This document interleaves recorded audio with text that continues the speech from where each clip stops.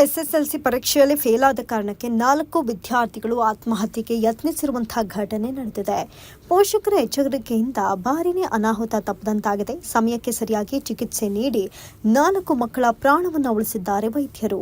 ಪರೀಕ್ಷೆ ಮತ್ತೊಮ್ಮೆ ಬರಬಹುದು, ಪ್ರಾಣಕ್ಕೆ ಹೆಚ್ಚು ಕಮ್ಮಿ ಆದರೆ ಏನೂ ಮಾಡೋಕೆ ಸಾಧ್ಯವಿಲ್ಲ.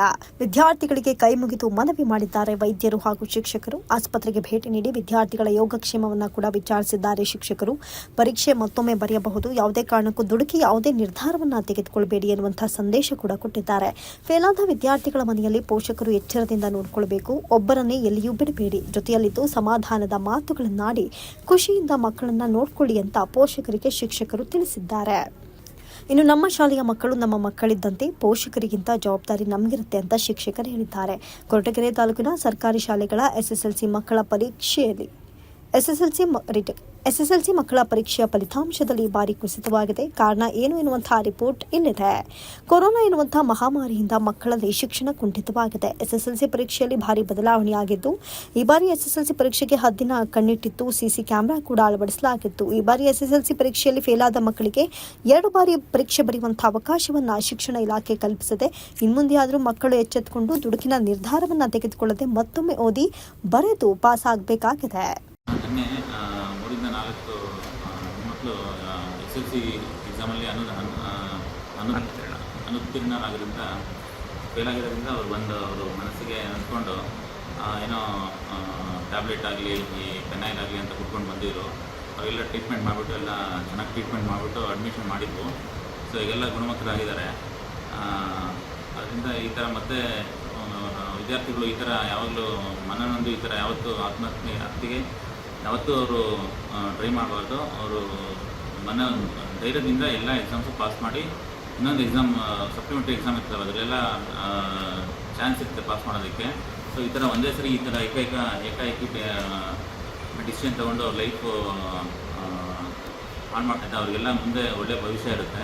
ದಯವಿಟ್ಟು ಎಲ್ಲ ವಿದ್ಯಾರ್ಥಿಗಳು ಅಂದರೆ ಯಾವುದೇ ಎಕ್ಸಾಮಲ್ಲಿ ಫೇಲ್ ಆದರೆ ನೀವು ಯಾವತ್ತೂ ನೀವು ಮನನೊಂದಿದೆ ಧೈರ್ಯವಾಗಿ ನೆಕ್ಸ್ಟ್ ಬರೋ ಎಕ್ಸಾಮ್ಸು ಫೇಸ್ ಮಾಡಿ ನೀವು ಭವಿಷ್ಯ ನಿಮ್ಮ ಒಳ್ಳೆಯ ಭವಿಷ್ಯನ ರೂಪಿಸ್ಕೊಳ್ಬೇಕು ಅಂತ ನಾನು ಹೇಳ್ತೀನಿ.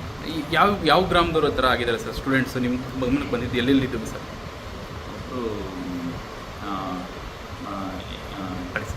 ಒಬ್ಬರು ಬುಕ್ಕಾಪಟ್ಟಣ ಗೌರ್ಮೆಂಟ್ ಸ್ಕೂಲಿಂದ ಬಂದಿದ್ರು, ಒಬ್ಬರು ಸಿದ್ರಬೆಟ್ಟ ಅಂಬೇಡ್ಕರ್ ಸ್ಕೂಲಿಂದ ಬಂದಿರು, ಒಬ್ಬರು ಯಲೆರಾಂಪುರದಿಂದ ಬಂದಿರು, ಒಬ್ಬರು ಲೋಕಲ್ ಕೊರಟಗೆರೆಯಿಂದ ಒಬ್ಬರು ಬಂದಿರು.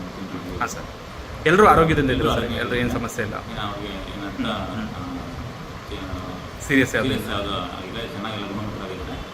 ಸೊ ಎಲ್ಲ ಧೈರ್ಯವಾಗಿ ನೆಕ್ಸ್ಟ್ ಈ ಥರ ಯಾವುದೇ ಈ ಥರ ದುಡುಕಿ ನಿರ್ಧಾರವನ್ನು ದುಡುಕಿ ಈ ಥರ ತಪ್ಪು ನಿರ್ಧಾರ ತಗೊಳ್ದಲ್ಲೇ ದಯವಿಟ್ಟು ಧೈರ್ಯವಾಗಿ ಎಲ್ಲ ಎಕ್ಸಾಮ್ಸ್ ಫೇಸ್ ಮಾಡಿ ಪಾಸ್ ಆಗೋದಂತ ನಾನು ಆಶಯಿಸ್ತೀನಿ. ನಾನು ಶಿವಸ್ವಾಮಿ ಹಾರ್ ಅಂತ, ಮುಖ್ಯೋಪಾಧ್ಯಾಯರು ಸರ್ಕಾರಿ ಪ್ರೌಢಶಾಲೆ ಬುಕ್ಪಟ್ನ. ನಮ್ಮ ಶಾಲೆಯಲ್ಲಿ 59 ವಿದ್ಯಾರ್ಥಿಗಳು ಪರೀಕ್ಷೆಯನ್ನು ಕೈಗೊಂಡಿದ್ದರು.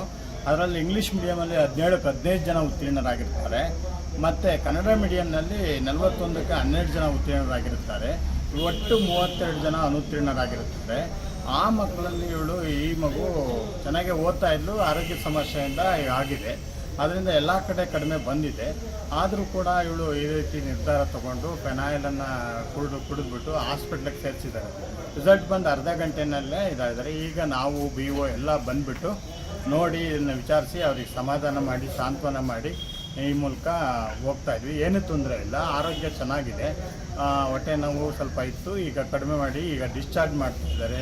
ಈ ಮೂಲಕ ಎಲ್ಲ ಮಕ್ಕಳಿಗೂ ಹೇಳೋದೇನು ಅಂದರೆ ಈ ರೀತಿಯಾಗಿ ಯಾರೂ ನಿರ್ಧಾರ ತಗೋಬಾರ್ದು. ಇನ್ನೂ 2 ಪರೀಕ್ಷೆ ಇದೆ. ಈಗ ಹೋಗೋ ಮಕ್ಕಳ ಜೊತೆಲೇ ಕಾಲೇಜಿಗೆ ಹೋಗಿ ಸೇರ್ಕೋಬೋದು.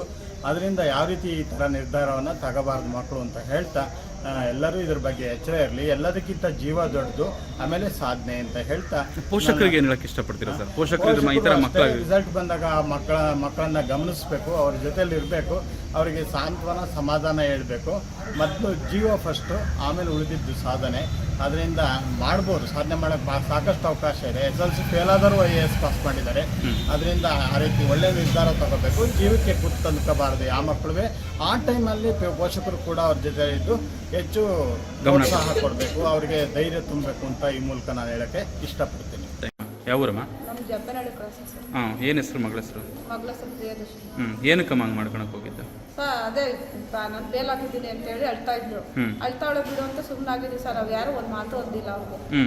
ಆಮೇಲೆ ಬಾತ್ರೂಮ್ಗೆ ಹೋಗಿ ಬರ್ತೀನಿ ಅಂತ ಬಾತ್ರೂಮ್ ಒಳಗೆ ಹೋಗ್ಬಿಟ್ಟು ಪೆನಲ್ಲಿ ಕೂತ್ಬಿಟ್ಟು ನಾವು ಕಿಟಕಿಗಾಸಿ ನೋಡಿ ತಿರ್ಚ್ಕೊಂಡ್ಮೇಲೆ ಬಾಕೋತಾ ಇದ್ವಿ ಸರ್. ತಿರ್ಗಾ ಅವಾಗ ಹಿಂದೆ ಹಾಸ್ಪಿಟ್ಲಿಗೆ ಎಷ್ಟು ಗಂಟೆಗೆ ಹಿಂಗಾಗಿದ್ದಮ್ಮ? 10:30 ಸರ್. ನಿನ್ನೆ ಬೆಳಗ್ಗೆ 10:30 ಆರಾಮಾಗಿದ್ದಾರೆ ಈಗ? ಏನಾದರೂ ಧೈರ್ಯ ಹೇಳಿದ್ರಮ್ಮ ಮಗಳಿಗೆ? ಹೇಳಿದ್ವಿ ಸರ್, ನಾವು ಹೇಳಿದ್ವಿ. ಏನು ಹೇಳಿದ್ರಮ್ಮ? ಮಾಸ್ಟ್ರು ಎಲ್ಲ ಬಂದಿದ್ದು ನಾವು ಹೇಳಿದ್ವಿ ಹಿಂಗಿನ್ ಮಾಡಬೇಡ ಅಂತ. ನಮ್ಗೆ ಇರೋಳು ಹೋಗ್ಲಿ ಸರ್. ಈಗ ಆರಾಮಾಗಿದ್ದಾಳೆ ಮಗಳು? ಧೈರ್ಯದಿಂದ ಹೇಳಿದಿರಲ್ಲ ನೀವು? ನಿಮ್ಮ ಹೆಸರಮ್ಮ?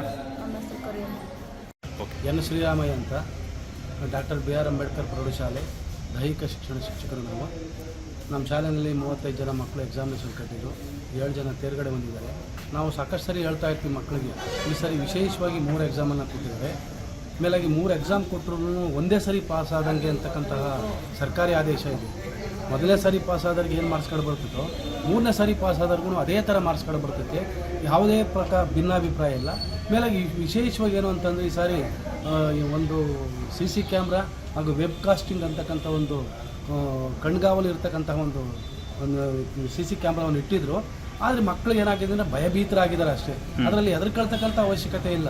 ಮಕ್ಕಳು ನಿರರ್ಗಳವಾಗಿ ಸಂತೋಷವಾಗಿ ಓದಿದ್ದನ್ನು ಯಾರದೇ ತಂಟೆ ತಕರಾರದಿಂದಲೇ ನೀಟಾಗಿ ಬರಿಬೋದು. ಮೇಲಾಗಿ ಕಷ್ಟ ಬಿದ್ದು ಓದಿರ್ತಕ್ಕಂಥ ಮಗುಗೆ ಯಾವುದೇ ರೀತಿ ತೊಂದರೆ ಆಗೋದಿಲ್ಲ. ಮೇಲಾಗಿ ಅದಕ್ಕಾಗಿಯೇ ಸರ್ಕಾರ ಈ ಸರಿ 3 ಎಕ್ಸಾಮ್ ಕೊಟ್ಟು ಇನ್ನೂ 2 ಎಕ್ಸಾಮ್ ಇದೆ. ಎಕ್ಸಾಮಿನೇಷನ್ ಕಟ್ಬೋದು, ಆರಾಮಾಗಿ ಮುಂದಿನ ತಿಂಗಳೇ ಪಾಸ್ ಆಗ್ಬೋದು. 3 ಎಕ್ಸಾಮ್ ಪಾಸ್ ಆದ್ರೂ ಮತ್ತೆ ಎಜುಕೇಷನ್ ಕಂಟಿನ್ಯೂ ಮಾಡಲಿಕ್ಕೆ ಯಾವುದೇ ರೀತಿ ತೊಂದರೆ ಆಗೋದಿಲ್ಲ. ಅದಕ್ಕಾಗಿ ಸರ್ಕಾರ ಈ ಯೋಜನೆಯನ್ನು ತಂದಿದೆ. ಇದು ಒಳ್ಳೆಯ ಯೋಜನೆನೇ, ಇದನ್ನು ಸದ್ಬಳಕೆ ಮಾಡ್ಕೊಳ್ಳಿ.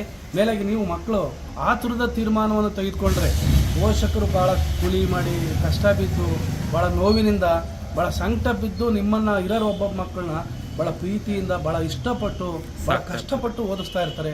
ಅದು ನೀವು ತಿಳ್ಕೊಳ್ಬೇಕಾಗಿತ್ತು. ಮಕ್ಕಳು ಮುಂದಿನ ದಿನಗಳಲ್ಲಿ ಇದು ಮಾರ್ಗದರ್ಶಿ ಆಗಬೇಕು. ನೀವು ಮಾಡ್ತಕ್ಕಂಥ ಪರೀಕ್ಷೆ ಇಡೀ ಹಿಂದೆ ಬರ್ತಕ್ಕಂತಹ ಮಕ್ಕಳಿಗೆ ಇದೊಂದು ಮಾರ್ಗದರ್ಶಿಯಾಗಿ ಒಳ್ಳೆಯ ತೀರ್ಮಾನವನ್ನು ತೆಗೆದುಕೊಂಡು ಓದ್ತಕ್ಕಂಥದ್ರ ಬಗ್ಗೆ ಜವಾಬ್ದಾರಿ ಪ್ರತಿ ಮಕ್ಕಳಿಗೂ ಬರಲಿ ಅಂತನ ಈ ಸರಿ CC ಕ್ಯಾಮ್ರಾ ವೆಬ್ ಕಾಸ್ಟಿಂಗ್ ಅಂತಕ್ಕಂತಹ ಕ್ಯಾಮ್ರಾವನ್ನು ಅಳವಡಿಸಿದ್ದಾರೆ. ಇದರಿಂದ ತಪ್ಪೇನು ಅಂತಲ್ಲ, ಪ್ರಾಮಾಣಿಕ ವಿದ್ಯಾರ್ಥಿಗೆ ನ್ಯಾಯ ಸಿಗಲಿ ಅನ್ನೋ ಒಂದೇ ಉದ್ದೇಶದಿಂದ ಇದನ್ನು ಮಾಡಿರ್ತಕ್ಕಂಥದ್ದು. ದಯವಿಟ್ಟು ಮಕ್ಕಳು ಈ ತೀರ್ಮಾನ ತೆಗೆದುಕೊಳ್ಬಾರ್ದು. ಮೇಲಾಗಿ ನಾವು ಸಾಕಷ್ಟು ಸರಿ ಮಕ್ಕಳಿಗೆ ಹೇಳ್ತಾ ಇರ್ತೀವಿ, ನೋಡಿ ಹಿಂಗೆ ಮಾಡ್ಕೊಳ್ಬೇಡಿ, ಯಾವುದೇ ರೀತಿಯ ತಪ್ಪು ನಿರ್ಧಾರ ತೆಗೆದುಕೊಳ್ಬೇಡಿ, ಪರೀಕ್ಷೆನಲ್ಲಿ ಚೆನ್ನಾಗಿ ಓದಿ ಕಷ್ಟ ಬಿದ್ದು ಬರೀರಿ, ನೀವು ಪ್ರಾಮಾಣಿಕವಾಗಿ ಓದಿದ್ದೀರ ಅಂದರೆ ಪ್ರಾಮಾಣಿಕವಾಗಿ ಫಲಿತಾಂಶ ಬಂದೇ ಬರುತ್ತೆ ಅಂತಕ್ಕಂಥ ವಿಚಾರವನ್ನು ಸಾಕಷ್ಟು ಸಾರಿನೂ ಹೇಳಿದ್ದೀವಿ. ಮೇಲಾಗಿ ಪೋಷಕರಿಗೆ ತೊಂದರೆ ಆಗ್ದಂಗೆ, ಅಕ್ಕಪಕ್ಕದ ಊರಿನಲ್ಲಿ ಬೇರೆ ಮಕ್ಕಳಿಗೆ ತೊಂದರೆ ಆಗ್ದಂಗೆ ನೀವು ಮುಂದಿನ ದಿನಗಳಲ್ಲಿ ಒಳ್ಳೆಯ ತೀರ್ಮಾನ ತೆಗೆದುಕೊಳ್ತೀರಾ ಅಂತ ನಾವು ಭಾವಿಸ್ತೀವಿ. ಮತ್ತು ಇದರಿಂದ ಏನಾಗುತ್ತೆ ಅಂತಂದರೆ ಎಲ್ಲೋ ಬೇರೆ ಮಕ್ಕಳಿಗೆ ಆಶಾಭಾವನೆ ಕಡಿಮೆ ಆಗ್ತದೆ. ನೀವು ಈ ರೀತಿ ತೀರ್ಮಾನವನ್ನು ತೆಗೆದುಕೊಂಡ್ರೆ ಬೇರೆ ಮಕ್ಕಳಿಗೆ ಆಶಾಭಾವನೆ ಕಡಿಮೆ ಆಗ್ತಿದೆ. ಅದಕ್ಕೆ ನೀವು ಒಳ್ಳೆಯ ತೀರ್ಮಾನ ತೆಗೆದುಕೊಳ್ಳಿ. ಏನೋ ಅನಿವಾರ್ಯ ಆಗೋಗ್ಬಿಟ್ಟಿದೆ, ಈ ಮಟ್ಟಕ್ಕೆ ನೀವು ಇದು ಮಾಡ್ದಲೆ ಮುಂದೆ ಈಗ ಎಕ್ಸಾಮನ್ನು ಸೋಮವಾರ ದಿನ ಬಂದು ಎಕ್ಸಾಮಿನೇಷನ್ ಕಟ್ಟಿ ಮುಂದಿನ ತಿಂಗಳು 7ನೇ ತಾರೀಕು ಎಕ್ಸಾಮ್ ಇದೆ. ಆ ಎಕ್ಸಾಮ್ಗೆ ಸ್ವಲ್ಪ ಓದ್ಕೊಂಡು ಚಾಲೆಂಜ್ ಆಗಿ ಸ್ವೀಕರಿಸಿ ಪಾಸ್ ಆಗಿ ಮತ್ತೆ ನೀವು ಮುಂದಿನ ಎಜುಕೇಷನನ್ನು ಮುಂದುವರಿಸ್ಬೋದು. ಯಾವುದೇ ರೀತಿ ತೊಂದರೆ ಇಲ್ಲ ಅಂತ ಈ ಸಂದರ್ಭದಲ್ಲಿ ಮೇಲಾಗಿ ನೀವು ನೋಡಿ ಈ ರೀತಿ ತಪ್ಪು ನಿರ್ಧಾರವನ್ನು ತೆಗೆದುಕೊಳ್ಬೇಡಿ.